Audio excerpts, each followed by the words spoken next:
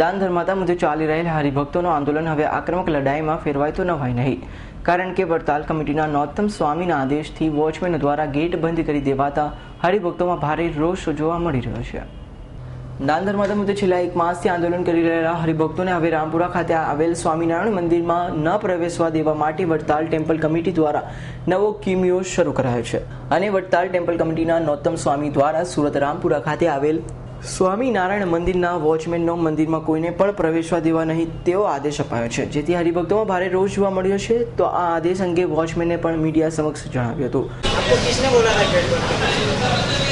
बार बता दिया, शास्त्री स्वामी बोले थे. शास्त्री स्वामी बोले थे, क्या बोले वो? बोले गेट बंद कर देने का, प्रवेश 12 से 3 बंद है. 12 बजे के बाद जो आता है उसको बोलना बाहर है, 3 बजे के बाद आने का. उनके तरफ से ऐसा बोलने में आया है कि फालतू लोगों को अंदर मत आने देना, ऐसा बोलने में आया है. हाँ आया है, फालतू आदमी को नहीं आने देने का. 12 से 3 प्रवेश बंद रखने का. 12 से 3 नियम है प्रवेश बंद रखने का. 12 से 3 प्रवेश बंद रखने को बोला गया है. बस अंदर कोई हादसा हो जाता तो अंदर हादसा कोई भी कुछ भी बात होगा तो तुरंत गेट खुलता है. ऐसा आज का नहीं, ये जूना नियम है. कोई भी बात होता है गेट तुरंत खुल जाता है. ત્યારે આંદોલનકારી હરિભક્તોને હવે મંદિરમાં ન પ્રવેશવા દેવાના વડતાલ કમિટીના નોતમ સ્વામીના આદેશનો હરિભક્તોએ ભારે વિરોધ કર્યો હતો. બાઇટ આજે જે રીતે ઘટના બની છે, જે ગેટ બંધ કરવામાં આવશે, શું લાગી રહ્યું છે? તેનો અનાજ લાગે છે ગેટ બંધ કરવા. આજે બપોરે આ લોકોએ અમારા આંદોલનના જે ત્યાં ગેટ છે મંદિરનો મેઇન ગેટ, તમામ ગેટોને તાળા મારી દીધા હતા. અમારે 108ને બોલાવવાની હતી, 108 બહાર પડી રહી.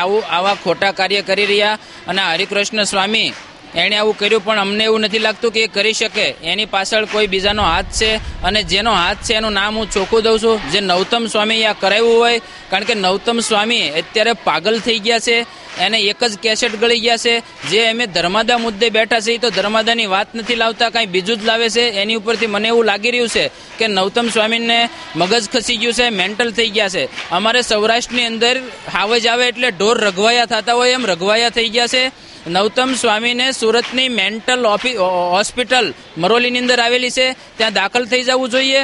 અને જો એનાથી ન સેટિંગ આવે કે ન એપોઇન્ટમેન્ટ ત્યાંથી લઈ શકતા હોય તો અહીંયા એના માણસો છે કલાકુંજની અંદર, એમને કહેવું જોઈએ એપોઇન્ટમેન્ટ લઈ લે. અને એ ન આવી શકતા હોય તો અમારી પાસે તો હરિભક્ત સમાજ બહુ જ છે, અમે મોકલી દઈશું, એની એપોઇન્ટમેન્ટ લઈશું. પણ એને વહેલી તકે પાગલખાનામાં દાખલ થઈ જવું જોઈએ, કારણ કે એ પાગલ થઈ ગયા છે. એ સિવાય એની પાસે બીજું કંઈ છે જ નહીં, કારણ કે નૌતમ સ્વામી એક ઝીરો છે, એની પાસે કોઈ હોદ્દો નથી. અને નૌતમ સ્વામી અત્યારે કાંઈ બીજું જ બફાટ કરે છે.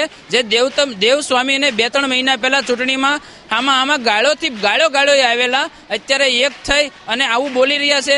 નૌતમ સ્વામી પાગલ છે.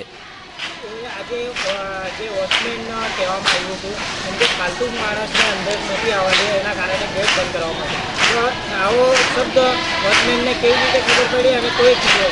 મારું એવું કહેવાનું છે કે હરિકૃષ્ણ સ્વામીએ શીખવાડ્યું, પણ હરિકૃષ્ણ સ્વામીને ભાન છે કે નહીં? જ્યાં 15 પોલીસવાળા ગેટમાં બેઠેલા હોય ત્યાં ફાલતુ માણસો આવવાની કોઈ બાબત જ નથી રહેતી. આવું કઈ રીતે કહી શકે કે ફાલતુ માણસ? અહીં કોઈ ફાલતુ માણસ આવે એમ નથી. એટલી પોલીસ બેઠી હોય ને ફાલતુ માણસ આવે કોઈ દિવસ? આવું કહેવાનો મતલબ શું છે? તમે કે જે આંદોલન પર બેઠા છે એવું લાગે છે એમને કે તમે અહીંયા આવીને અમે ફાલતુ માણસ કરતા નથી, પણ એ કોઈ જગ્યાએથી ફાવે એમ નથી, એટલે એ આવા પ્રયાસો કરી રહ્યા છે.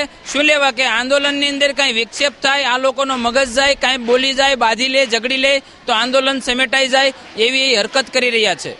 ઘણી વખતે અલગ પ્રયાસો કરી રહ્યા છે તમારું આંદોલન બંધ કરવા માટે, કે તમે આંદોલન ચાલુ રાખશો કે બંધ કરશો? આંદોલન અમારું શરૂ જ રહેશે. એને જે નુસ્ખા અપનાવો એ અપનાવે, એ ફાવવાના નથી. અમારી માંગણી ન્યાયિક છે.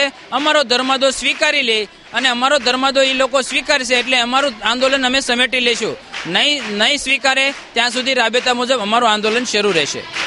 ત્યારે હવે મંદિરનો ગેટ બંધ કરી પ્રવેશ પ્રતિબંધ કરાતા સ્વામિનારાયણ સંપ્રદાયમાં દાન ધર્માદો આંદોલન આવનારા સમયમાં આક્રમક લડાઈમાં ફેરવાય તો નવાય નહીં.